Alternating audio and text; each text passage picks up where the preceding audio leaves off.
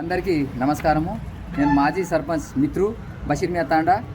ఏదైతే నిన్న ఎలక్షన్ జరిగిందో ఆ విషయంలో నన్ను ఫస్ట్గా ఓడగొట్టడానికి కారణము ఎండి హాదీ షెహరీ ఎంఐఎం పార్టీ అధ్యక్షుడు.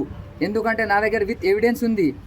ఒక ఎమ్మెల్యే గారిని కలవకుండా, ఎమ్మెల్యే తమ్ముడు శ్రీనివాస్ రెడ్డిని కలవకుండా, ఇక్కడ ఏదైతే మన పైలట్ రోహిత్ రెడ్డి ఉన్నాడో ఎవరిని కలవకుండా అతనికి కలవడానికి కారణం ఏమిటి? ముఖ్యంగా ఎందుకంటే ఆయన ఒక రౌడీ షీటరు.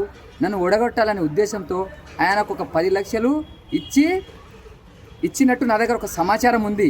ఎందుకంటే ఆయనను ఓడగొడితే రేపు ఆ చిలుకవాగు ప్రక్షాళన ఆగుతుంది అనే ఉద్దేశంతో నన్ను ఓడగొట్టడం జరిగింది. అయినా దానికి ఏమీ లేదు, ఎందుకంటే నేను గట్టిగా మాట్లాడుతున్నా కాబట్టి ఆ ఉద్దేశంతో హాదీ ఈ విధంగా చేయడం జరిగింది.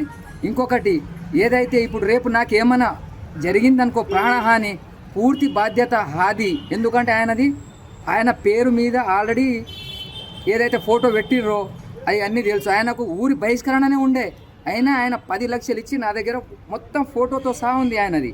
ఎందుకంటే ఒక ఎమ్మెల్యేని ఎవరిని కలవకుండా ఆయన పోయి కలవాల్సిన అవసరం ఏముంది?